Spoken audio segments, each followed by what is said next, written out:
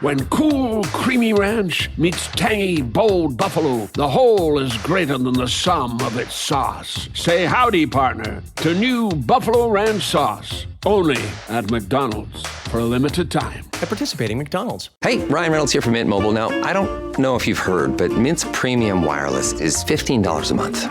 But I'd like to offer one other perk. We have no stores. That means no small talk. Crazy weather we're having. No, it's not. It's just weather. It is an introvert's dream. Give it a try at mintmobile.com/switch. Upfront payment of $45 for 3-month plan. $15 per month equivalent required. New customer offer first 3 months only. Then full price plan options available. Taxes and fees extra. See mintmobile.com.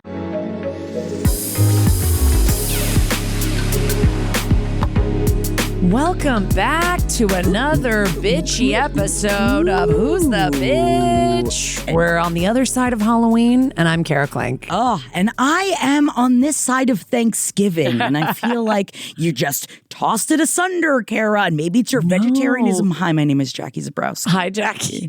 Thanksgiving is the anniversary of my vegetarianism, but I think I became a vegetarian like right after the day. Did you like look down the hole of the bird and say never again? It was literally nothing to do with it. It's just like was around that time. Oh. Because I remember I told you the reason I became a vegetarian is because I read a stupid book that was like... How dare you read? Yeah, but it was called Skinny Bitch. Like it was a stupid book. Wait, like a Bethany Frankel? No. That's... Skinny Girl. Skinny Girl. Even though she is a bitch. Yes, so it's very confusing. Oh, yes, Skinny Bitch were these like 2 books that these girls wrote that were basically like, you should become vegan and here's all the... And I was like, well, I'm never going to become vegan. But I just read the books on the subway, one book on the subway and was like, you know what? I'm just going to try to not eat meat for like a month. And maybe after Thanksgiving. And I think that's when I started it. Wow. But I do love Thanksgiving. Please, I'll go to a steakhouse. I love sides more than anyone else.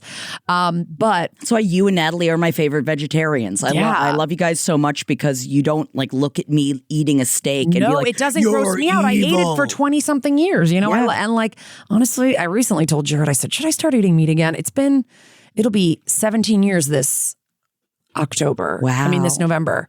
And I'm like, sometimes I see a piece of salami and I'm like, I could eat that. You could. I don't know. I'm surrounded by you veggies. I just realized. How am I have I realized this on the episode before? Is MJ also? And MJ and Natalie, yeah. That you're my... Yeah, we're all veg heads. And I'm I'm a meat ass bitch. I mean, I'm the hot dog ambassador of the Southwest region of the United States. And we should probably clarify also to many of you listeners that when we did our last episode about would you like I brought you a treat and it was a hot dog.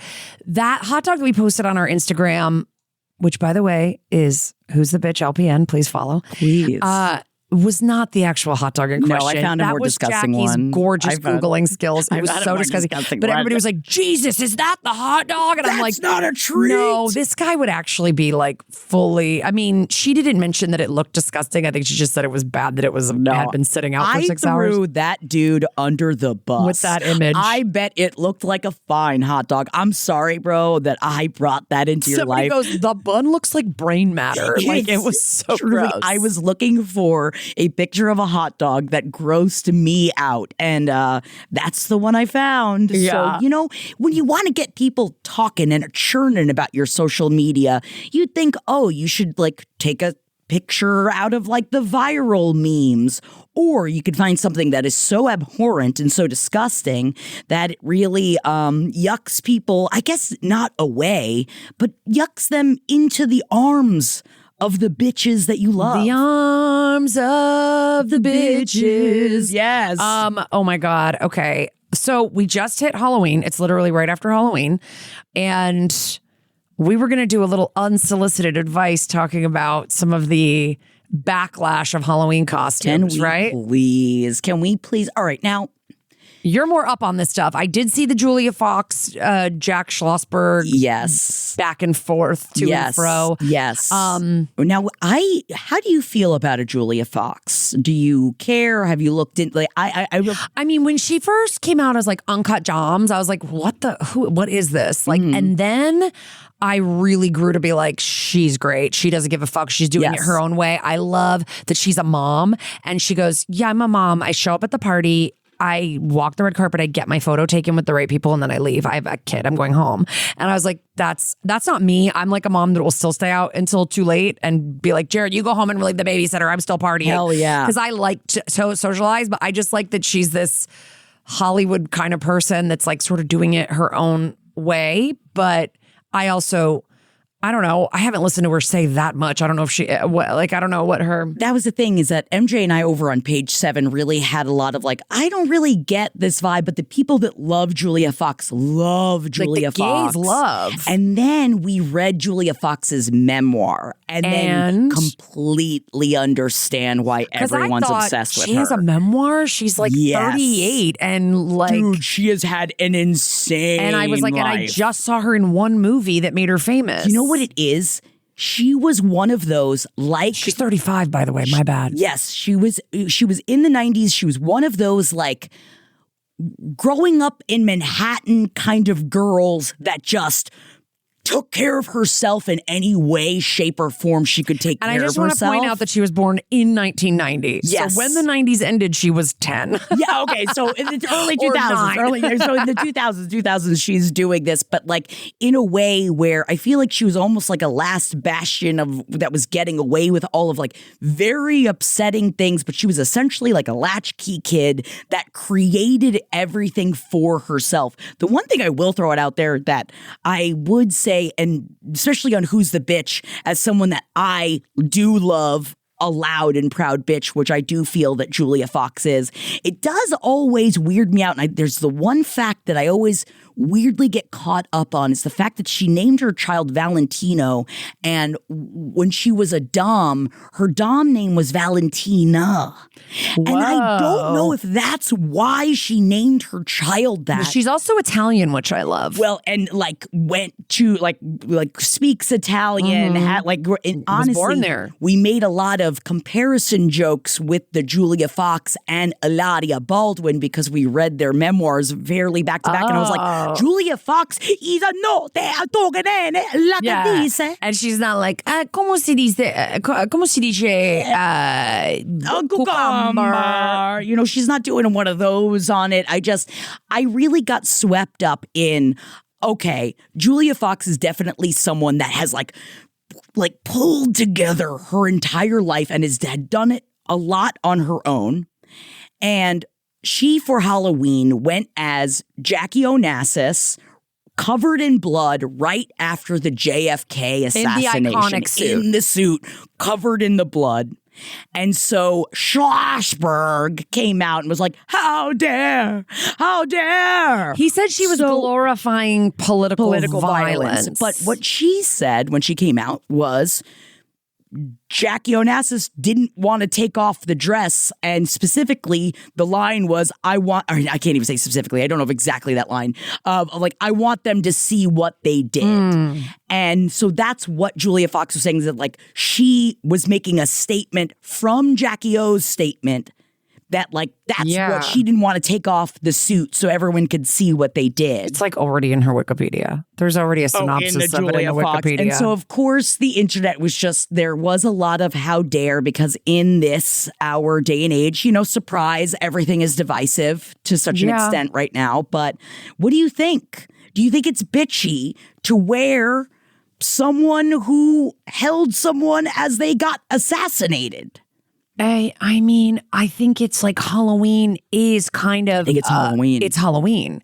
Like, to me, it is a holiday for pushing the envelope. Like, it is a holiday for doing stuff that's a little bit cheeky, a little bit like, not to just call, you know, the JFK assassination cheeky, but like, I mean, I think, you what know, hill was he on? I'm sorry, like, I'm at my kid's Halloween parade and there's kids wearing like the ghost face mask, but it has another layer on it of plastic so that they can, and they hold a little pump in their hands that pumps blood all over it. Like, there's kids like as Michael Myers, there's kids as like, and granted, those are fictional characters. I understand that. But like, there's a lot of like glorifying violence and the evisceration of the human body that happens on Halloween. And I think, like, would you have cared if she was like zombie Jackie Kennedy? I guess it's like, you know, like what I mean? Like, people are always combining like, oh, I'm like Miss Rachel if she was like got murdered by the Texas Chainsaw Massacre. Like, sure. So I don't know. I feel like people are doing, not that I saw one of those or anything this Halloween. No, I just feel like what you were saying about like pushing the envelope, and whereas times in the past, you can look at like a Countess Luann de Lesseps and say that like, you probably shouldn't have been Dionne Warwick where you painted your face a little bit darker. There are ways in which we can push the envelope that are not racist. There are ways in which we can push the envelope that like we can learn from our past. I'm looking at you like a Trudeau, you know what I mean? That there are things and there are ways in which we can try edgier stuff that is not so. This is offensive, very offensive to a certain group of people. But it's offensive, like, to the Kennedy family. And to be fair, so much has happened to the Kennedy family. So much offensive material has been generated by the Kennedy family. Like, I don't know. It's offensive to me that RFK is the head of the fucking health of our country. So I'm kind of just like, this doesn't really bother me. But I am bothered by people, like, wearing like Indian headdresses or dressing in blackface. Like I do think there's some stuff that's like, don't do that. Don't do that. You're an idiot. But like, I guess it's like Jackie's not alive. And I wonder if she would have done that if Jackie was alive. Like, I don't know.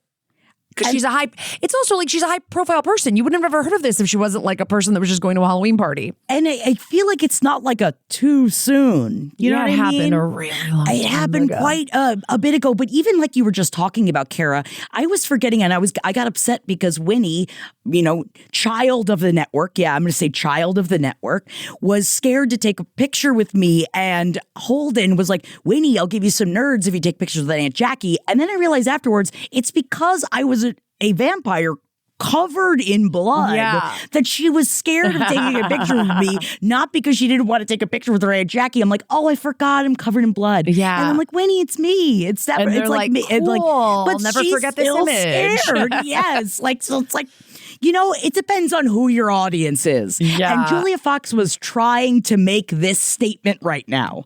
And I think that it is a statement that she was choosing to make. And I'm fine with it. Yeah. I'm saying I grant bitchy access to it. Yeah. Famously, I only listen to like 2 podcasts, and one of them is Trixie and Katya. And the other day, Katya was talking about how on Halloween, people dressed up as Chilean miners after the Chilean miners were trapped, and how that was so distasteful. And I dressed as a Chilean miner, but I looked it up. And they had been out for 2 weeks. They had gotten out. They had all gotten out. They all got out and they all lived, and it had been the biggest news story. And I honestly just like threw a white tank top on, and I had a hard hat, and I printed a Chilean flag on it, and that was it. And then I put some dirt on my face. I was like, it was a lazy costume, but it was like they all survived and they were out. So I was thinking of it as like an homage. Do you know what I mean? I wasn't like it's, and I wasn't a sexy Chilean miner. I was wearing a tank top and jeans. Like I feel like people like. But I think if you didn't know that they were out already, like I Googled it and was like, oh, they got out on like the 15th of October. And then 2 weeks later, I did that costume. It also would have been different if you were like a sexy Chilean miner, but you were like dressed as a child instead. Yeah. You know what I mean? Yeah. Because then it's taken it too far. Then it's like Kendall Jenner was like the girl cowboy from Toy Story with her full ass out. Like, I don't know. I'm kind of like, just do whatever you want on Halloween. But I guess if it was my grandfather getting assassinated or great-grandfather, I don't remember how they're related. And then the costume was my grandma covered in blood. Yes, to those specific people, that is offensive. You're never going to please everybody. It was the Schlossberg's mothers who's the baby holding Jackie Onassis's hand in the picture. So it is grandmother. It's grandmother. Yeah. Because Jack was a baby when that little guy when it happened. Yeah. Crazy. Anyway, I think kind of on Halloween, it's like, do your thing. It's not like somebody's just like, I guess it would be different if you did like a photo shoot for a magazine dressed as Bloody Jackie O. You know what I mean? Like, context is everything. Like, it is Halloween, but it's also not my grandma. So I don't know. Maybe I'm being a bitch. I mean, I always hearken back, and this is my never forget. I'm hearkening over here, not like Baron. Dune Ref, one of my boys. Here for the Lowe's early Black Friday deals? You're right on time for some of our biggest savings. We're talking up to 50% off select major appliances, plus up to an extra 25% off when you bundle select major appliances. Holiday lights going up soon? Select ladders are up to 50% off right now. Get Black Friday prices without the Black Friday crowds. Lowe's, we help, you save. Valid through 11/19. Selection varies by location. Select locations only. While supplies last. See Lowe's.com for more details. At Capella University, learning online doesn't mean learning alone. You'll get support from people who care about your success, like your enrollment specialist who gets to know you and the goals you'd like to achieve. You'll also get a designated academic coach who's with you throughout your entire program. Plus, career coaches are available to help you navigate your professional goals.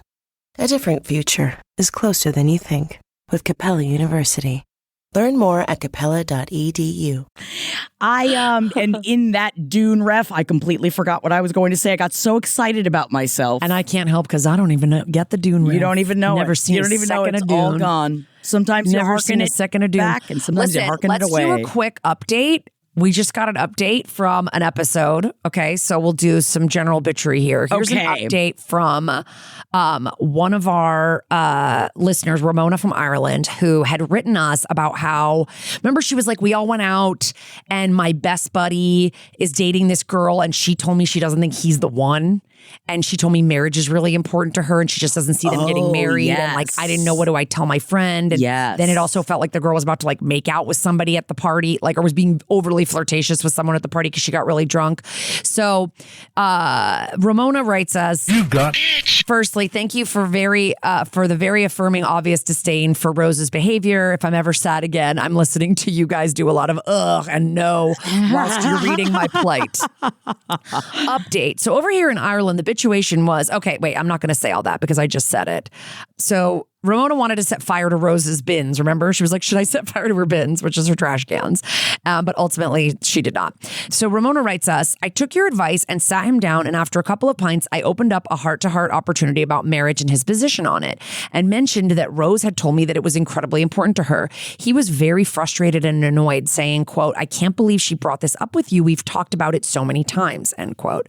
After a while, I said my piece about how both of them deserved a relationship where no one was, quote unquote, settling for the other because they're worth more. He thanked me. We talked about something else. One calendar week later, they broke up, citing irreconcilable differences. Everyone gives him love, gives him lots of company for distraction. He's sad, but okay-ish. She sent me lots of weird texts about being really sad and how she's, quote unquote, stepping down from the group chat. And I tried really hard to be supportive. Turns out she sent the same text to all of our female friends, except one, which is weird in itself. I asked if she'd like to message me if she wants to rejoin the chat in a few months or something. And she says she's just going to mute it. Then says she really wants to know how he is and wants to pound on his door to see if she's as sad as he is. I suggest maybe it would be best to leave the group so that she doesn't look at all of our conversations and sharing a photo. She says, no, it's fine. I've muted the chat for months anyway. So then she says in the past, she stalks social media after breakups, but doesn't feel compelled to do that this time. Why message saying she's stepping down to not leave the chat? I'm group admin. I've been in breakups and the urge to check in if all I had to do was open a chat I have muted would be so hard not to do. I asked her again, dude, are you sure? That's very hard, especially if you're already asking me how he is. This was 48 hours post breakup. She says it's fine. Boundaries have always been an issue with her. I guess she is friends with other people in the group, but it feels uncomfortable knowing she can just read and see everything Jesse says / pictures of him we post. I feel like she should not have access for everyone else's sense of well-being. Would it be super bitchy to just delete her from the group chat? Or start a new group chat. That's what I'm thinking. I say no. I say you depart. I think everyone makes the decision together. She's going to get what happens when that chat goes totally silent. She certainly will, but that's how it goes. The people that are friends with her, that want her invited to stuff, will use the old group chat. Yep. But I agree. It's like, come on, let's be real. Everybody, you can become great friends with somebody, but if there's a breakup, you're usually friends. Like, you're keeping the original friend usually. You gotta leave the group chat. Like, you gotta get out of there. I don't even know. I'm not in a bunch of chats. I'm in like mostly all girl chats. Like, I'm not in a lot of chats with like. Well, that's because I mean, most of the male identifying people in our life won't keep up the group chats. Yeah. Like, I'm in some co-ed ones, unless but they're we like literally coordinate it. We go onto it like 3 times a year to like organize organize a party. Like, I don't know. I'm just not really but definitely people have fallen out. Where I've been in group chats where 2 girls have stopped being friends and we got new group chats, baby. You make new group chats. So it's a new group chat, babe. Gotta tell you. I think that's the best way to do it. Don't even kick her out because I feel like that's adding too much on you. Yeah. It's just start a new one. Yeah. But thank you for the update. And I'm really glad that you were able to talk to your friend and express how you were feeling because that's so I know hard it was to stressing do. you out. He's like your best buddy and you didn't want him to be in this relationship with this girl. And I'm glad he fucking realized it and did something about it because I will tell you, we get dozens and dozens and dozens of emails at this podcast about how people are like, I told my friend that I had a heart-to-heart with my friend about how this person is horrible for them and they're still with them, you know? And it's like... But there are some of us out there that's our job, all right? That's our job in the friend group. And sometimes you get what everybody wants and sometimes you don't. Yeah. But that doesn't mean that we got to stop fighting. Yeah. We got to be out there, all right? We're the outspoken ones. We're the bitches of the group. Yeah. Bitches take to the streets. Yes. All right, let's get into our submissions. We have some really fun and wild submissions this week. So let's get to it. Okay. You got Sup, witches. This is Jackie's going to read our first email. My wife and I love you guys. Never miss an episode of Who's the Bitch or Page 7. Hell yes, but definitely check up. That's messed up as well. I'm a 36-year-old man, and I'm angry that 2 of my friends didn't dress up in costume for my birthday. To set the scene, my friends are my family. Every year we go to the local fall festival. It's casual, it's fun, it's festive. You eat fresh donuts and wander through a corn maze at night. The 2 friends in question are in a relationship together. Let's call them Dick and Buttrina. Buttrina really kills me. I love Dick and Buttrina. Dick and Buttrina. Okay, will do. All right. I'm born in late October, big Scorpio energy, and scheduling my birthday is always a hassle. Usually I keep things as simple and frictionless as possible. This year I wanted something a little more festive. I said, let's go to the fall festival for my birthday, and as a birthday request, let's all dress up in Halloween costumes. I expect nothing fancy. It's not a Halloween costume ball. It's the spirit of the thing. For reference, I wore a mask and a costume shirt, and my wife did her hair and makeup with what she already had at home. Dick and Buttrina RSVP'd, but said they wouldn't be in costume. They didn't mention why, just said they'd be dressed as tired millennials. Honestly, I get it. But right as I'm leaving the house, I remembered that my wife and I had 2 black hooded capes in our closet from another group costume.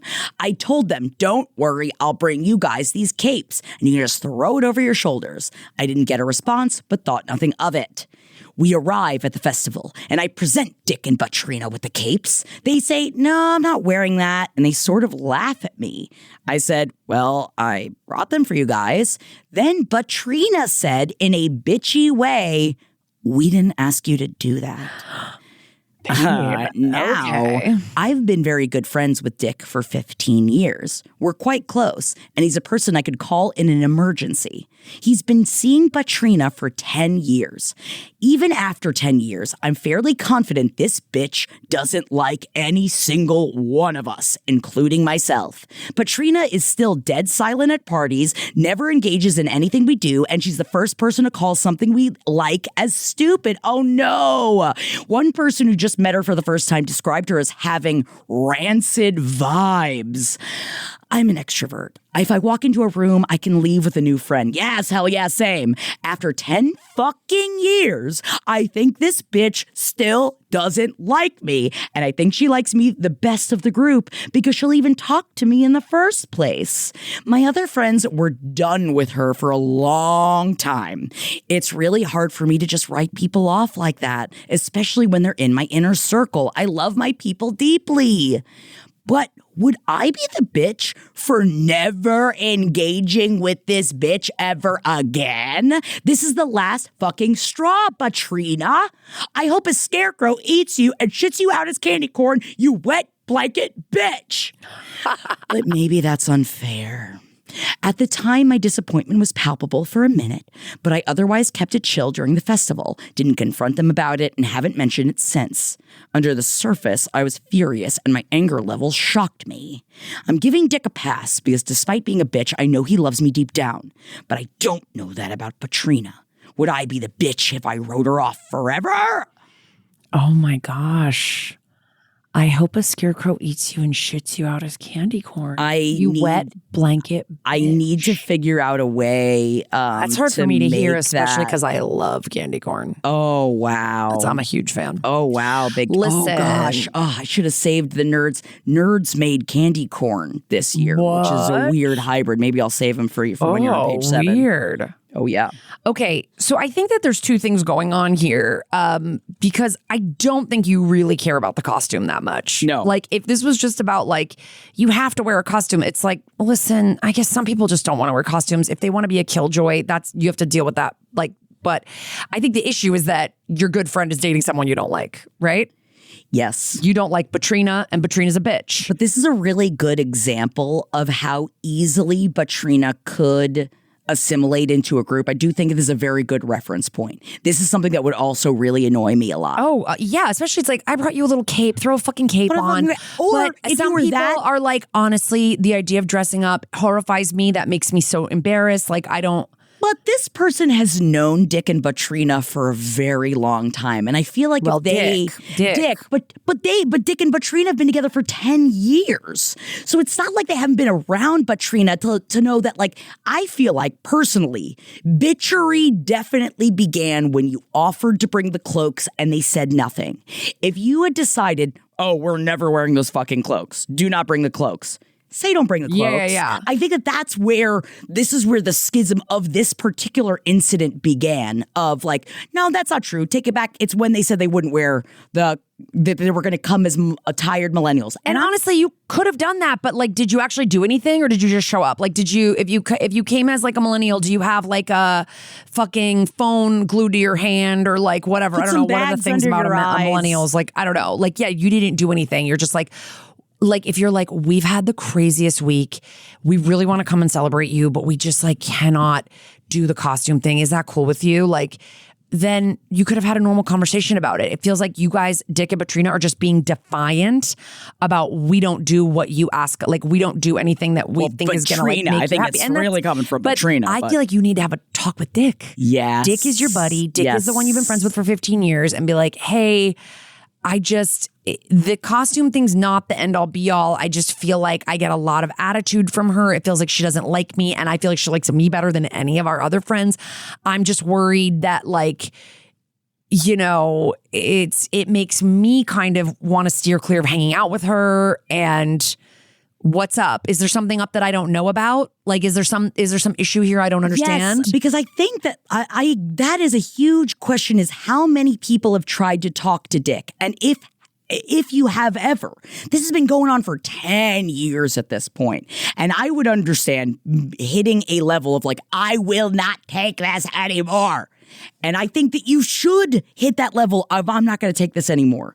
But then I do think you talk to Dick about it and you do let Dick know that you're getting to a point of, we might not really I don't know if we're going to continue inviting Batrina places anymore. Yeah. And start inviting Dick places and see what Dick says about that. That she makes people uncomfortable, it seems.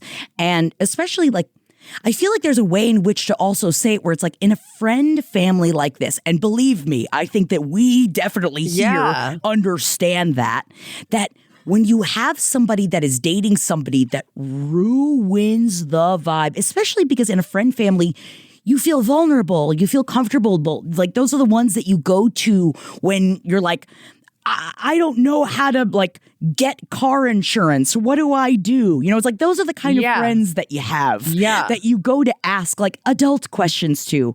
That's not somebody you want in your society of people that you can rely on. And I think that Dick needs to be talked to about it. Yeah, like has anyone talked to him? It's like you said all your other friends have already like written her off and you don't do that because you care about him so much. So I think coming at it with him is like a real, maybe don't betray your fully bitchy feelings about Batrina right up top, but like a couple of maybe examples where you feel like besides this costume thing where she's been rude and say, what's the deal? Like, is she threatened by the fact that we've all known each other for a long time? Does she feel like she doesn't have anything in common? What kind of stuff is she into? Maybe we could all do something that she's down with. Like, and I mean, maybe you've tried all the shit and I'm talking to you like a fucking kindergartner right now, but like. We're just asking just because it wasn't in the email. Yeah. Yeah. So like, I don't have all the details, but I'm just saying like, that sucks. And I'm wondering if maybe a quick convo with him would reveal,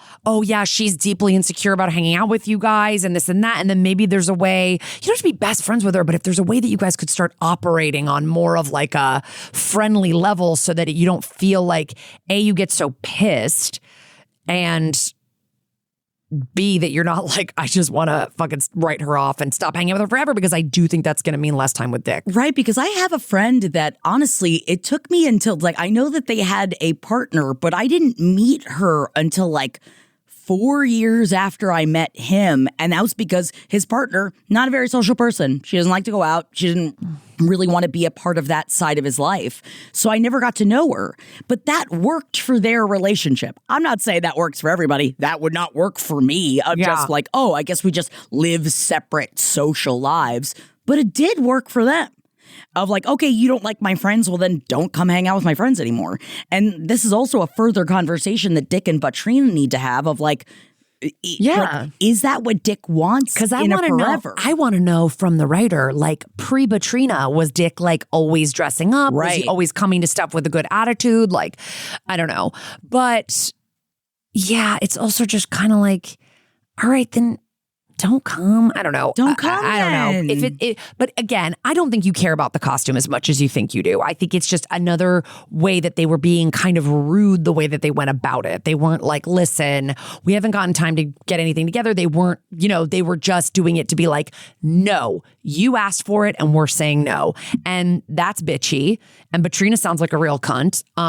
Sorry. Also, wow, I just threw that out. Yeah, you did, and I liked it. But I would say if you care about Dick, let's try to talk to him and work her into the group in a way that works for everybody. Yes, and if you ever meet a scarecrow that can actually eat you and shit you out as candy corn, please let us know. who'sthebitch.com. Important. Get a picture. This is the kind of thing. I feel like that's the kind of bitch we need to add into our life. I can't wait to see what kind of image you Google for that. Who knows what I'm going to make? Jackie makes our social and posts. They are weird. I think you guys can tell that Jackie makes the social posts because they have an Akudama fuck it sheen to them. They are interesting, but definitely check them out over on Who's the Bitch? Who's the Bitch? LPN. I think it's only Gmail that won't let us say let us write bitch. I feel like the censorship is holding us back in other places. Is okay with the bitch, except for Google. And then do they own YouTube? I don't fucking know. Anyway, listen. Conglomerates. Let's go to the next thing. We've got a voicemail, and let's get into it. This is very timely for some of us. Thank you for calling Who's the Bitch. Tell us in the voicemail who's the bitch. Beep. Hi, Karen, Jackie. My name is Emily. I love this podcast and just started listening to it about a couple months ago, so I had a lot to binge listen to every morning at work. Hell yeah. Now I'm all caught up. So my bitch complaint is low stakes. I have a small group of friends that I play D&D with. I've changed the names. We have our DM, who I will call Dave, his sister Blair, another friend who also DMs once in a while, Jason, my husband Ray, and last, Craven. I've never played D&D before, and my good friend Dave, who is the biggest sweetheart, I think he's too good for this world, and has convinced us to play. So far, I've had a great time learning the game and just hanging out with my friends consistently every Monday, which is great because so many people I know never seem to have time to hang out anymore. So I love having this group of friends that I can see all the time. Aww. We always go to his house and play in the basement. Very cozy, very nice. We also get to hang out with his dog. So the problem is Craven, our fifth party member. Craven is such a distraction when it comes to playing the game. He hardly participates in the game. He talks too much. Whenever the DM is talking, always on his phone, moves around, fidgets a lot with anything around him, lays on the floor and nearly falls asleep.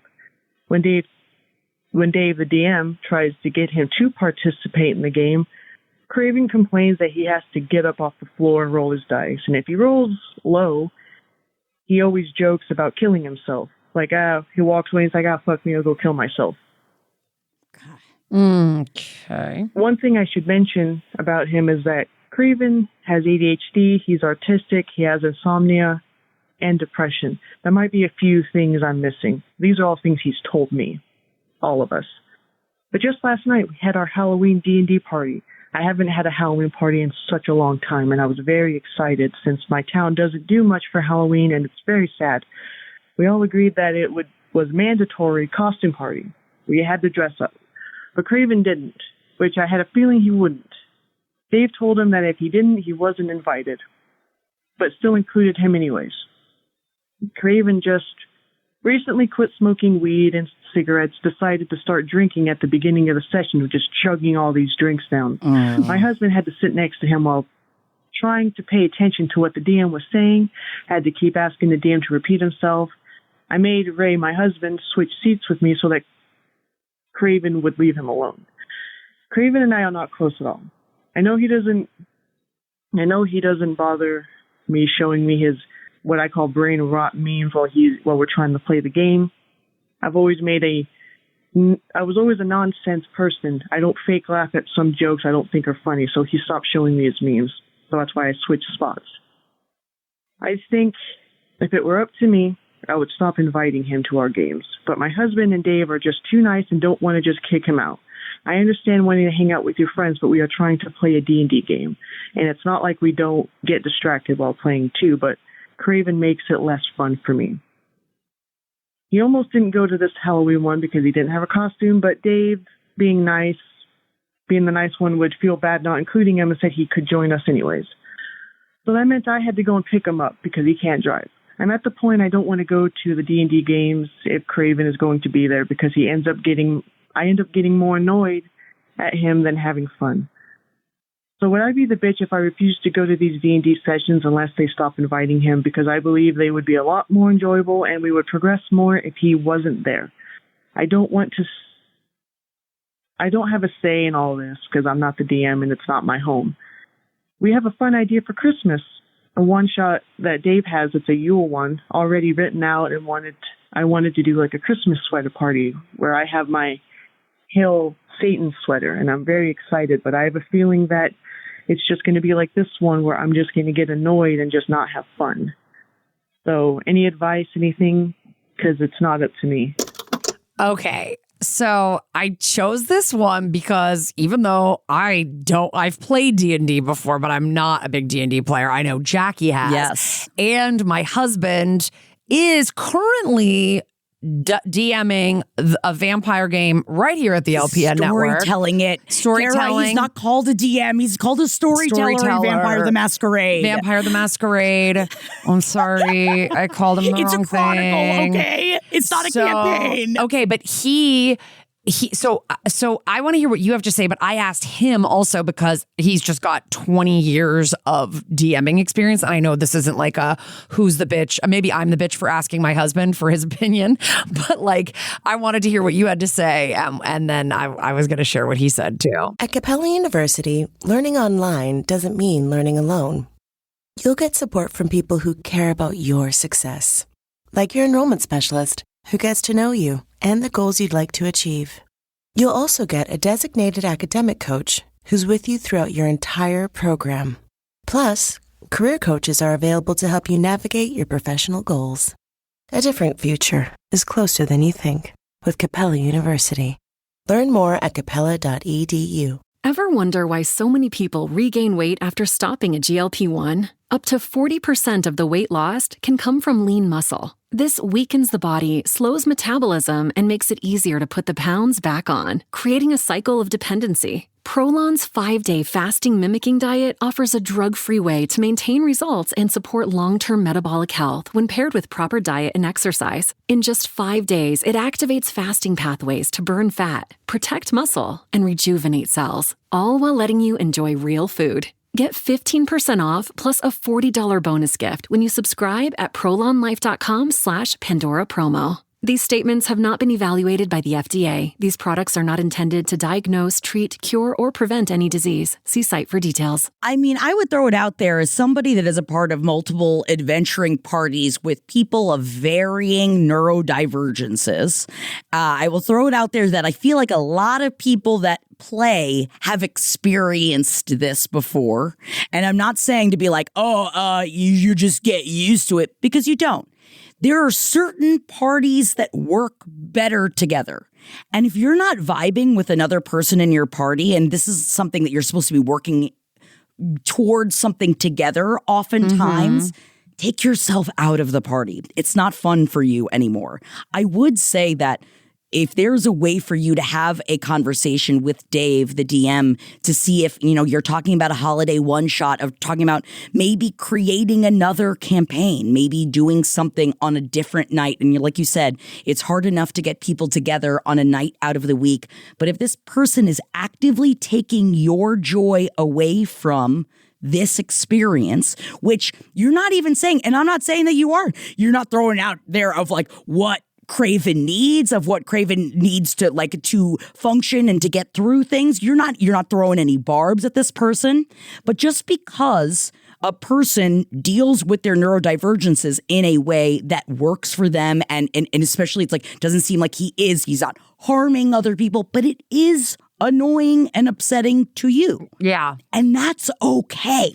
And I also want to know, what does the rest of the group think? And I also want to know, has it been addressed at any point? Has there been a point where because I know, for example, Jared has told me stuff before where he's like, sometimes it annoys him when the group eats while they're playing. He's like, let's go, let's eat, and then let's play. Okay. I don't want to deal with stopping the game so we can deliver all the takeout to everyone, and then we have to do, and that's his bugaboo or whatever, And then he's like, sometimes I'll be like, oh man, so-and-so never shows up. It's really annoying because he takes all this time to plan this fucking game.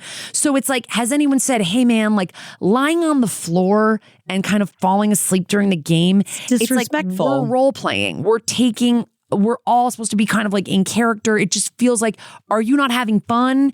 Is there a way we could do this that would make it that you're a little bit more engaged? And I know he has these neurodivergencies and stuff, but has he been approached at all? Because I would say before you throw down the gauntlet of your boundary, which I do think you should do. Yes. And which was also my husband's advice. I think you could just say, since you're saying that Dave is such a nice guy, your husband's such a nice guy, maybe the nice guys have a little chat ski with Mr. Sleepyhead and just say, hey man, this is a party. The game, you're not alone. Yeah, this feels we're working together here, and it feels like we gotta drag meet people halfway with what they need to have a good time. And some people are complaining, and you don't, or you don't even have to say that. I don't know.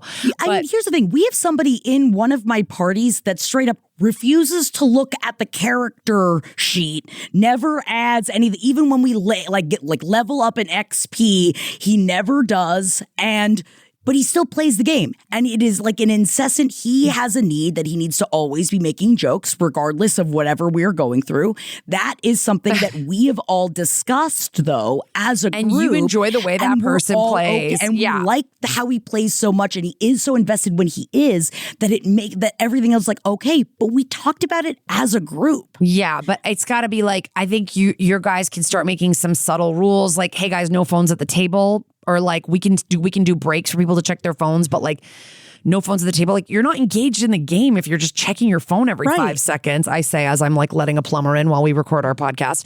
But you're not engaged with the game, and then you're lying on the floor. Yeah, all this stuff makes it seem like maybe Craven's not having a good time. Maybe he needs permission to be if you don't want to play, man, you don't have to. We can hang out another night and play Magic or play something else you like better. Right. That's maybe more engaging for you and keeps you more on your toes. Or maybe it's possible that after they do have conversations, maybe Craven realizes, oh, maybe this isn't the space for me for right now. And that's okay too. Yeah. But my husband was like, you got to set boundaries. Yes. This has happened to him in so many games. And he's like, you just I understand. He was like, I understand he's got stuff going on, but you do too. You Your do time too. is and finite. and especially with a lot of people playing D&D as adults, it's it's so other hard shit to get do. people together. I used to be so really, you have to play another game. And he'd be like, it's the only time so-and-so's in town. I mean, it's hard to like organize all these schedules and then for someone to kind of be, and again, if you're saying that he has these neurodivergencies, he might not know he's being disrespectful. So I hope that somebody has a chat with him. And if it continues after that, then I think it's like, we're going to start it. We're going to sunset this campaign, start another one and do it without him. Right. Let's move on to our next submission. Okay, here we go. This is an email. Okay. You've got... Hey, ladies. Adore you both. Longtime LPN fan, and I'm loving Kara so much. Oh my God, thank you so much. This is kind of fresh, and I'm wondering what you guys think. Here's what went down. I'd been dating this guy, we'll call him Derek, and I'm Sophie, for about 4 months. And he had mentioned he's always wanted a threesome. Basic dude fantasy, not a shock. I said I would do it with someone I trusted and felt safe with. And I did with him. So if it ever came up, I was down. Derek got super excited and, of course, asked if I had anyone in mind because all men think women have a roster of friends that we would have sex ready with. to have sex with at a drop yes, I've of always a hat. wanted to fuck my best friend. Yeah, Kara's at the top of my list. I didn't know thank God that asshole, baby. So she says, I told him no, sorry, fresh out of friends I have a threesome with. And he casually mentioned he thought he might know someone. Literally the next day, he texts me and says, Greta is down if you are. Oh, no. Greta apparently is someone he used to date and said something along the lines, I did. So the day comes and I arrive at his place super nervous, thinking that all that is happening is I'm meeting this person for a vibe check. Oh no, Greta is DTF. This girl shows up, immediately starts being handsy and flirty with Derek, and the two of them are all over each other. I felt like they were the couple and I was the third wheel. Everything in me from the get-go was screaming at me to run, and I had to physically hold myself there and not cry. They sat cuddled up in the corner of the couch, and he had his hand up her skirt and she had her hand down his pants in an instant. And they started making out, and then he turns to me and asks if I'm comfortable. And a couple times I squeaked out, yes. Oh my God. And finally I couldn't take it and said, so why don't you guys just continue what you're doing? I'm just going to go. And I grabbed my stuff and left. Derek followed me out and apologized and insisted he didn't want it to come between us and he was going to ask her to leave and we would just forget it ever happened. But we only saw each other one time after that, and then he just stopped texting me.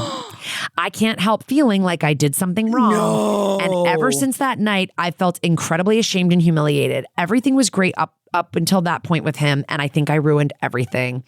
Thanks for listening. I love you so much. You get me through the worst days, Sophie. Can I just say out the gate, Sophie. I'm already angry. I'm so angry with Derek because I feel like that whole thing, I bet I'm afterwards, so he's like, furious. you said yes. When I asked you if you were fucking comfortable, furious. like you did say yes, even though everything about her, everything was screaming that she wasn't comfortable. This is what we talk about when we, I talk about this on my other podcast all the time because obviously it's like a sexual assault is a huge theme in my other podcast, but it's like enthusiastic consent. Someone sitting there looking like they're going to barf and going, yeah, I like this, is like through clenched teeth, is not enjoying themselves. That's not.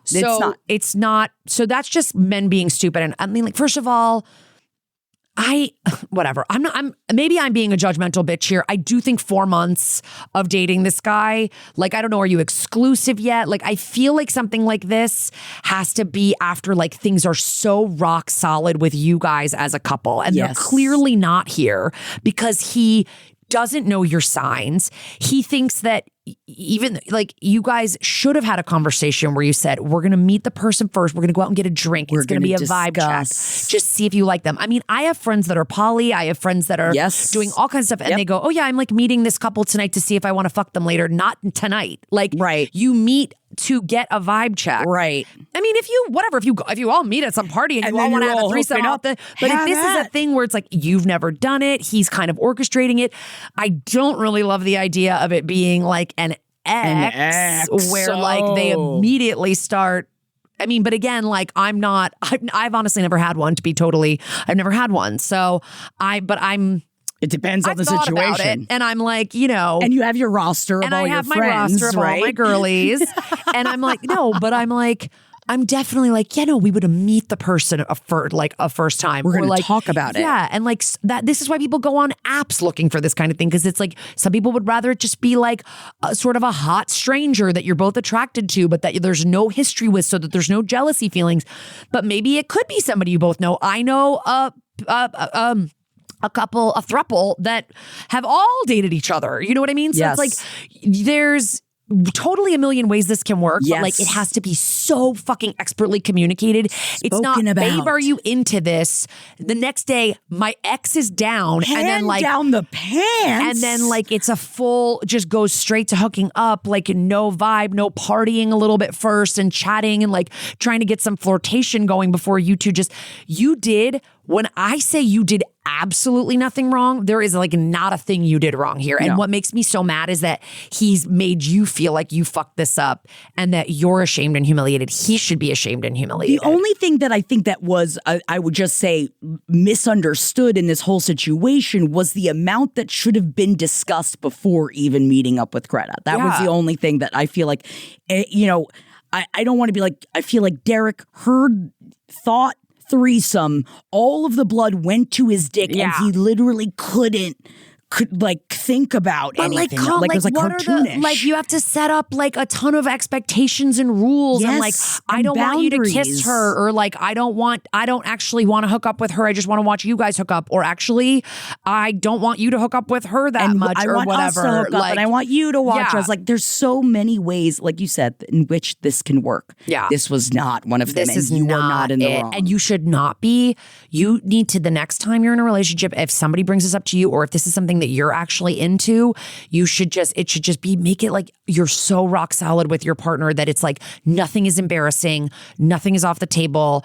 You should be able to say anything you want about how this is going to go down and make any boundaries that you want. And so that, because I don't want this to turn you off of ever doing something like this if it's something you're really interested in, because this guy fucking did it wrong. This was like a horn dog loser who didn't even have the respect to fucking tell you, maybe you're not as like, forthcoming with it. No, I wanted to say maybe you're not as sexually free as I need, but fuck that, because you might actually be totally sexually free. Just this situation is fucked horrible. Up. And I think that's what you're thinking to yourself is like, oh, this guy left me because I'm like a prude, and that's not fucking who you are. Oh, he chose someone that he still wanted, that like he could have another fuck with again. And he's like, oh man, I could fuck Greta again. Oh yeah, like Greta and I broke up because she's nuts, but it was hot. Like we always had great sex, so now I get to hook up with my girlfriend that I love and her. Whatever. I'm just saying, I feel like maybe at least with you and Derek, 4 months was not enough time to like lay the groundwork. I'm glad that you trusted him, but he immediately took that trust and fucking drop kicked it into the trash can. Just remember, other men are different. Guy. There are other people out there. Derek, you're a bitch. Send him this episode so you can hear me say yes, it. Please. What a fucking bitch. I know it's not your real name, but Derek, whatever your real name is, you're definitely 100% IRL bitch. Stupid bitch. All right. Anyway, let's move on to our next submish. Voicemail. Thank you for calling Who's the Bitch. Tell us in the voicemail who's the bitch. Beep. Hey guys, Jackie, we met at Release the Butthole Cut Tour, Mr. Mistopheles Forever, and Hold Nader Though. Whoa, and Sarah, I'm a new fan. You really tell it like it is, and I have a crush on you. Oh my god. Oh my god. Oh my god. Wait, I need you for when I have a threesome. My friend Amy, fake name, because I suggested your podcast, so I don't think she listens. Okay. Amy and I have known each other for like 25 years. We're both 31. We currently live in different provinces, but we've been roommates in the past and really know each other, and I consider her one of my fave people and closest friends. So I wrote a little thingy script I'm reading right now. Love this. So I wouldn't get too off topic. And as I was typing it, I think I realized I'm fully the bitch, but you be the judge. Okay, so here's the situation. We went on a trip to Europe together in September. My first time in Europe. She goes often and loves it, particularly Paris. We stayed with her friend for most of it in Sweden in a small one-bedroom, and the rest was her and I in bachelor suites. This is an important note about myself. I love being alone. I live alone. I spend a lot of time alone, and I only feel sane and rested when I get that time. So because of this, I've never been on a trip for longer than a week with anyone, not even my parents, not even my ex-fiance, okay? So this was like 11 days together. And near the end, I was really irritable and socially drained, and I was so fucking sick of my friend and that she wanted to like chit-chat all the time. You know, I know that's the point of a trip, but okay. So Paris was our last stop together. And like I said, Amy loves Paris. So I really wanted her to get everything she wanted from this part of the trip. But yeah, like I said, I was drained and I was definitely being short and irritable for the last few days. In hindsight, I should have asked to like split up for a day so I could recoup, but I didn't want to disappoint her or like hurt her feelings or whatever. I don't know. So the trip ends, and I think everything is good because ultimately the trip was really fun and cool, and like we did so much together. So cut to a few days later, and I get this huge text, like so long, okay, saying that it was hard being with me the last couple days of the trip, and I was irritable and short and defensive, and I wasn't fun to be around, and that she now feels hurt and she feels resentful because of how I treated her. So then, so I'm pissed, dude. I get this message. I'm so mad. After 20 years of friendship, I'm not allowed to have 2 or 3 bad days. Yeah. Like, we've just been to 3 countries. I've jet lagged. I haven't had a fucking moment alone. Like, I'm sorry I'm not on my best behavior. Can you not just let it slide? But I don't want to respond in a mean way because she's telling me I hurt her feelings, and I want to acknowledge that, even though I personally think she's being sensitive and overreacting. So I talked to my therapist, and I formed a response where I don't fully apologize for what she's called me out for, but I do say that I'm sorry I didn't listen to my needs and in turn treated her in a way that wasn't fair. Another thing about me is, due to past relationships, I have a big issue with being asked to apologize for something I feel like I didn't do. Even in this case, I did do it. So I'm triggered, but I recognize this, and instead of blowing up and calling her sensitive, I take some time to cool off because ultimately I didn't want to hurt her, and I just really didn't think she would take this personally or have taken my behavior personally, you know? So she texts me back 2 weeks later, which is a long time. We usually text every day, you know, saying that it took her a week to even read my message because apparently how I was acting when we saw each other made her think I would get angry and not want to be her friend anymore. This comment drives me insane. Like, yeah, I was mad, but you think I'm going to throw away my best friend of 20 plus years over some confrontation? Like, do you even know me? And this message, too, is so long, it turns into an attachment on iMessage. I didn't even know they did that, you know? It reads like a diary entry and not a text to another human. Oh my God, I'm running out of time. I respond saying I'm offended she would even think that about me, and basically that some thoughts are inside thoughts and that I don't think honesty is always the best policy. And also, can we just move on and be normal friends again? You know, I'm over this. I have nothing more to say kind of vibe. And she hasn't responded. It's been almost a week. I know she'll respond. I'm not worried about that. I'm personally not worried for our friendship either, but I am really pissed about all of this. Like, I can't believe she wouldn't just bitch about my behavior to her boyfriend behind my back and move the fuck on. But am I the bitch for feeling like I didn't even do anything wrong and thinking that she's being too sensitive? I swear, overall, I'm a really good friend and loyal and would do anything for her. My time's up. Love you guys. Okay, bye. Oh my God, I have 1,000 questions. I have so many thoughts. I have so many thoughts. Really, like, out the gate, I guess my first thought is what's going on in Amy's life right now that she feels the need that she is putting all of this on you. I guess. Oh, this might be our first big disagreement, Jackie. I love this. Let's get into it. This might be our first big disagreement. Because here's the thing. She is... Obviously, I feel like if I'm putting myself in caller's situation, right? I receive a message like this. I would also pop the fuck off and be like, what the fuck are you talking about? We were on this huge fucking trip. I just needed a fucking day to myself. That's what I'd want to say. But I'm really proud of you that you waited and you didn't respond. But I am curious because like the caller said, why didn't she just complain to her boyfriend about this and just get past it? Why did she feel the need to send the text? So that's why I'm so scared of what Kara's about to say to me because I feel like she's about to unspew a bunch of bitchery at me. No, I don't. Are you done? Because I don't want to. I mean, I'm done with that section of it. Okay. So here's what I'll say: traveling with friends is it's like the final frontier of friendship. Especially like, internationally, I imagine. Especially internationally, especially like one of you has been and has a lot of feelings and experiences that they want to share with you, and like you have not been before. And so it's like this, it's a hyped up trip that I'm imagining you guys saved for and planned for, whatever. Traveling with friends, I have been in Amy's position on trips like this. Ooh. I don't need alone time. I want to just chit chat the fucking day away and never stop talking and just go see everything together and do that. It's why we're going to tour really well together someday, because I also don't need that kind of time. I don't need to recharge. I can just keep going. So, what I think is, and so I think what is strange here is that you guys, as friends for 20 plus years, did not know that about yourself enough to suggest that you get some time, and that she didn't know that about you. I think that's that, but that could also just be because of a lack of traveling together. Right. But I think it's very easy on a trip like that. You're not ruining anyone's time. I think before you guys left, or even like as you felt that creeping up on you, just that annoyance, I think you should have just been like, hey, I think I'm going to just, would it be okay if we just like this afternoon kind of did our own thing? I just need a little bit of alone time. You know how I am, babe. Right. We've been friends since we were teens or whatever. You know how I am. I just need a little time to recharge. I might just go journal by the fucking Seine, whatever you want to do.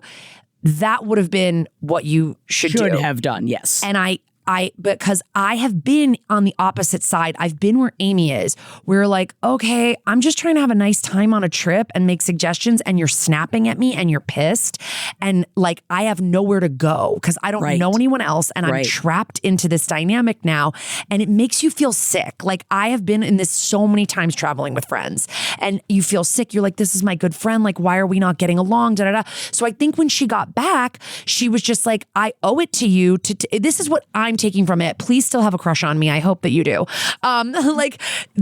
When she got back, I feel like she was like, I need to like tell her how I'm feeling, because it wasn't like, oh my God, this one time she got drunk and ate food off my plate. That's something you bitch to your boyfriend about and move on from. This was a big trip. Like, you guys, it felt like the finale of the trip, the dismount of the trip is you not liking her and you not wanting to spend time with her. Of course, that's not true.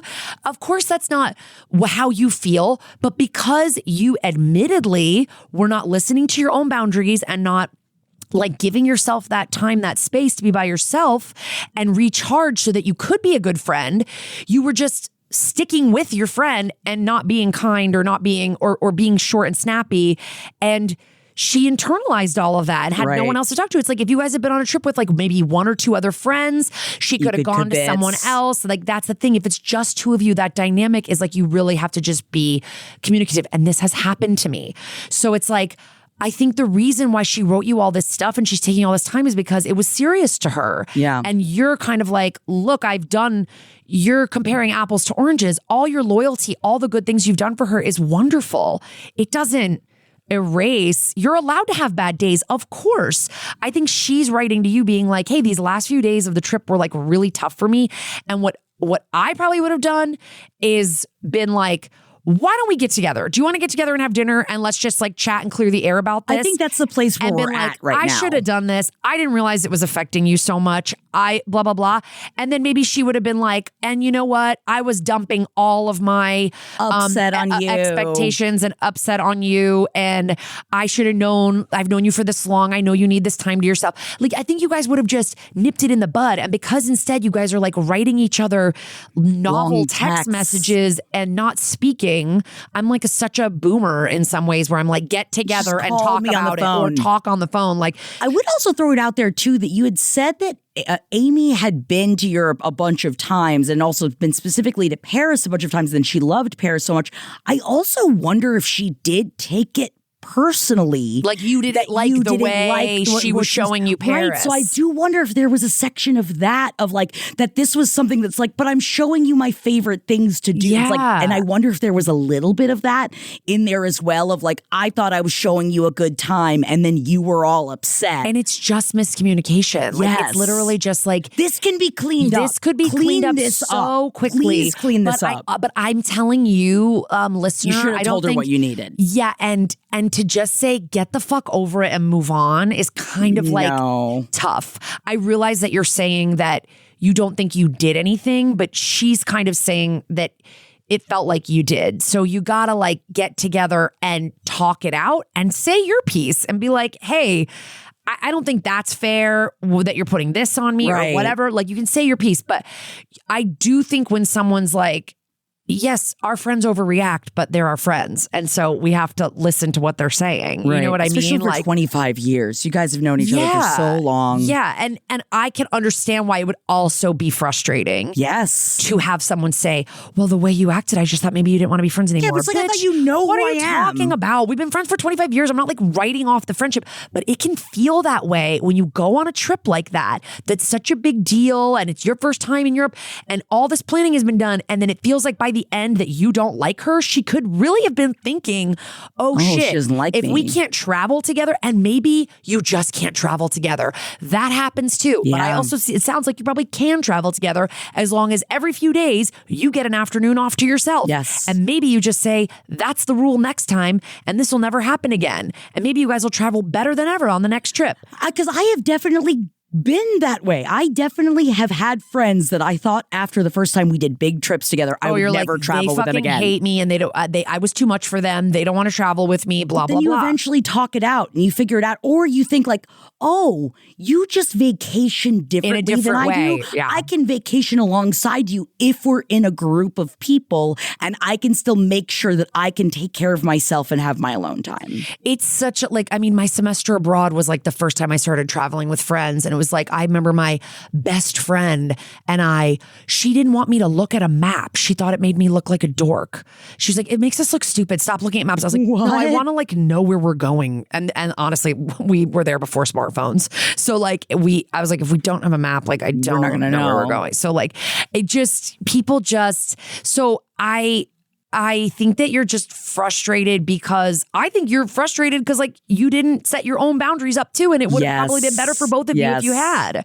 But so like just because she's and I think you can also totally within your rights say, I don't really love that it was like you waited a week to read my text and then you assumed we weren't going to be friends anymore. And then you wrote me this other novel text. Like, I think we should just get together and talk about this. I feel like you're at a point that I would just start calling on the phone. Be like, I'm just and then like text saying, hey, I just thought I could grab you. Give me a call when you get a chance. But yeah, like even if a friend is overreacting, like we have to hear our friends out. And even if you want to roll your eyes, that's keep them unrolled. That's fucking friendship. We It's need like to validate we don't all each have other. the same emotions. Right. But I think that you guys probably, and you should get together. You should put this behind you, and then you should fucking reminisce about all the good times you had on that fucking trip. Because you know there were good times too. And like, yeah, just be like, oh my God, Sweden was amazing, and da da da da. Like, and thank you so much for like, you know, planning out XYZ thing in Paris. I'm sorry if I like was burnt out at that point. Maybe I need to limit myself to 7-day trips or whatever, or the breaks. You get it. I'm just saying like, and also maybe Jackie's right and Amy does have something going on with her. Either way, let's get together and talk it out like friends. I know we're running late, but we have got to do the last one. I'm sorry. Let's do we it. simply must. Go ahead. Jackie, this is an email I need you to read. Hi, friends. Love y'all so much. I've had to do some serious reflecting lately, and I'm afraid I may be the bitch. Dun, dun, dun. About 20 years ago, I moved into my first apartment all on my own. A single girl in her early 20s working hard and playing harder. I remember that life, babe. My next door neighbor was a man about 10 years older than me, but we quickly hit it off. We became best friends in no time. As time and years rolled on, we were each other's chosen family. I moved out and got married. He was in my wedding. He met a man and we flew to New York to witness their marriage when it became legal. We live in the South. We flew to Asia to spend an entire month with their family. We were family in every way. But we know times move on and people drift apart. Naturally, they got a new friend group, and I started to no longer get invited to yearly events like the Friends Christmas party. Every once in a while, we'd meet up for brunch.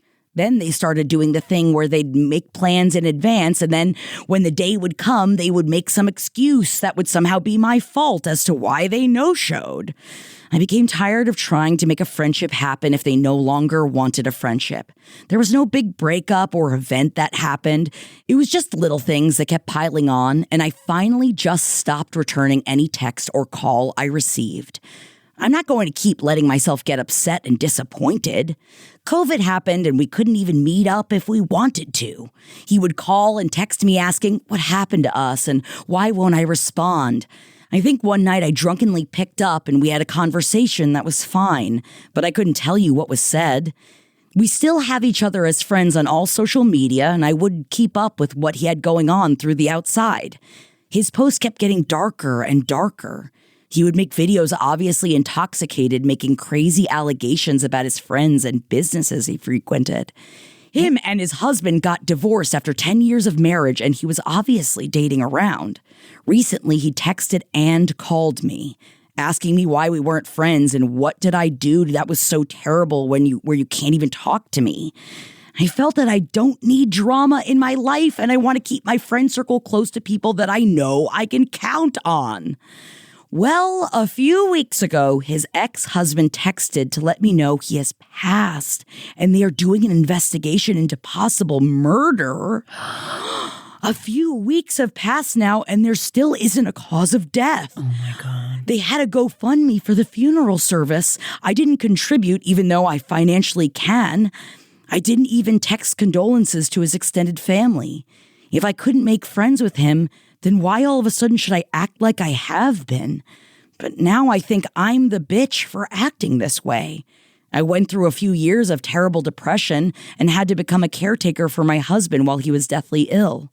I justified my silence by thinking, I'm the one that needs support now, and I only have the capacity for people who want to be there for me. So, I know I'm the bitch for not reaching out after the rough few years I had. Maybe trying to be there for him now that I was mentally able to when I saw him obviously struggling through social media posts. I purposely did not help. Is the ultimate bitch now grief, or is it just me? Even if you don't air this, it's been cathartic for me to write this out and be real with myself. Love you ladies so much. This one is wild. Wow. A possible murder? Like, fuck.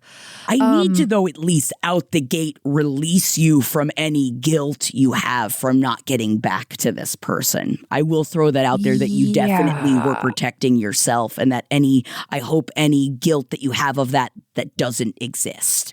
Yeah, and like you had a lot, everybody has their own lives going on. You didn't know he was going to not be with us, and maybe you thought, oh, I'll get around to this at another time or whatever. But I also think, not to speak ill of the dead, but there's something that's a little bit grating about a person just going, what happened to us? Why? You tell me. You tell me what I did. Yeah. You be like, and not going, hey, I realize that for a while I was flaking on you a lot. I really do value our friendship and I would love to get brunch. Like, let's make it happen. I'll come to where you are. Like, you know what I mean? Like, which honestly, that usually screams to me that you're most likely either not doing the work to get to a place where you can take any acknowledgement for your own action. Yeah, he didn't want the answer to the questions he was asking. No, I feel like at that point, then it is an attention grab. It's me. It's the me. It's the victim complex of when sometimes a friendship does just fall apart. And for me, that annoys the fucking shit out of me, regardless of anything that ended up happening. That getting the, but who has the time for that to respond to that in this day and age? Over I feel text, and what? Especially after everything had kind of fallen apart. Like you said, there was no huge blowout. There was people move apart from each other. Lives separate over time. And that is just something that happens. And I'm so sorry that he was going through what he had been going through. And but like you went through a horrible time where he wasn't there for you. Either. I think it's like, I understand. And you even said I purposefully did not help, but you were busy. You didn't have the bandwidth to help at that point in time. And that's okay. You were busy dealing with your own life. And you know what? I think the last, I'm going to say it, 5 years has been very difficult for everybody. In many, many different ways. And it's interesting that, like, I feel sad for your friend and the place that their brain was in, that they couldn't even see they couldn't see the forest for the trees in this. And it was that they were not in a place yet to be able to see what they had attitude? Because I'm going to guess It's a little you're not bit- the only person that this person was texting. Yeah, it's with a little this. bit manipulative to be Yes. like so not present and then go, what happened? Why aren't we friends? And when it's like I'm only getting your side of the story, of course. But you're saying every time you guys had a plan, he's bailing. So, I'm just saying it's a little bit manipulative. So I could see why when you saw the dark post, you were like, I don't really want to get sucked into that. Yes. I think now that unfortunately he's gone, you're obviously thinking about it. I mean, maybe a text to his family would make you feel better. I mean, maybe just thinking about the wonderful times you guys had together and sending a text like, we hadn't been in real touch in the last few years, but I'll never forget what a support he was to me 20 years ago when I was on my own for the first time. And I'm sorry for your loss. I mean, you know what I mean? Like if you're Or an thinking about this email enough to or- write right. into us, then maybe something is nagging at you that you need some closure for, and maybe writing a note to his family or, maybe get in touch with his ex-husband and be like, what happened? What was going on? If that would make you feel better. good. But I would also But you say can talk about it also- in therapy. Yeah. Definitely talk it out before you reach out to anyone. The fact that you are working in, it seems, I would say work it out. Yeah. Yeah. But I don't think you need to. For you. And remember that, but also can we definitely say grief is always the ultimate bitch. Grief. Man, the grief, bitchiest girl in the room. It is such a dragon that lives in the shadows, and it attaches itself to you in so many different ways, in ways in which you didn't expect. And I just want to wish you all of the luck with this experience, because you're going through it too right now. Yeah. And I just want to say be kind to your brain too, by taking care of yourself, by doing what you need to do for you. Yeah. Like in my own personal experience too, like I feel like talking to like a mutual friend, or if you're close with, if you still have contact for the ex-husband who you said that you I think you guys traveled together after their marriage and you were there for their marriage. Like maybe just say like, I'm just having I'm having a hard time processing because we'd really fallen out. And if that person's open to talking with you, maybe that could give you some closure and some more info. Cause it feels like, yeah, you're just a little bit like in the dark about what this guy expected from you. And then, but also I'm in the dark about what happened. Could you also please update us and let us know if it is a murder? Sorry, that's just me as that's the SVU crime person. Yeah. Like, did he get murdered? Like, but did that have something to do, like not a random murder, like a mugging gone bad, but like when you say murder, it's like, did he piss somebody off? Like, I don't know what happened. Was he given bad drugs? Like it was. That's not a murder though. That's like an accidental overdose. Murder is a very specific word. That's what I'm saying. Maybe it's something that they started looking into. Yeah. Yeah. But we don't know. Let but us we know. are curious. More curious. But listen, yeah, like take the time to sort of try to process this whole thing. But I don't think you need to be going back and like rehashing every text and every time he posted something a little bit off and you didn't reach out. I mean, that's sort of, yeah, it's tough. It's tough. I am in the middle of one of these right now too, like growing apart from someone that I was very, very close with. It's so tough, especially when there's no huge blowout. Yes, when there's no huge blowout and when the other person acts like they don't know what happened or they don't care. Right. You're like, okay. And especially if you still like see them every once in a while and you're just like, oh, we're just going to do this dance now. Okay, great. Cool. And I'm so sorry that you're going through this and I'm sending you all the love and, but definitely keep us updated. Keep us updated. Because we're curious. Sorry, we're being morbid, but I know, but we're not doctors. Listen, but we do want to hear all of your bitchuations. That's our episode for today, but please write us, call us. We might soon be opening the opportunity for you to email us your information, like your story. And then if we want to read it and you're open to it, where we might want to talk to you live during one of our recordings. Trying to get so it wouldn't be set up. quite the same as it wouldn't be a bitchathon because there wouldn't be an audience. So let us know what you think about that. If any of you feel like you would be down to talk to us just 1-on-2, Just us. just 2-on-1. for the pod. So let us know. But you can go to who'sthebitch.com for any of those, and we're getting DMs. We're posting bitchlets up at Who's the Bitch LPN on our Instagram. So head over there. And as always, our YouTube channel. Help us keep growing our YouTube channel. YouTube.com/@who'sthebee. Another place where they do not want us being bitches. They want us being bees. No. So bees in the trap. Bees in the trap. Go to our YouTube channel. Bye. We love you. Bye, everybody. This show is made possible by listeners like you. Thanks to our ad sponsors, you can support our shows by supporting them. For more shows like the one you just listened to, go to lastpodcastnetwork.com.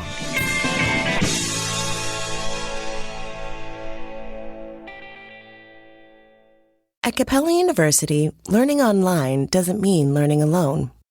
You'll get support from people who care about your success, like your enrollment specialist who gets to know you and the goals you'd like to achieve. You'll also get a designated academic coach who's with you throughout your entire program. Plus, career coaches are available to help you navigate your professional goals.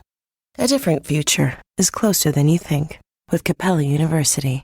Learn more at capella.edu.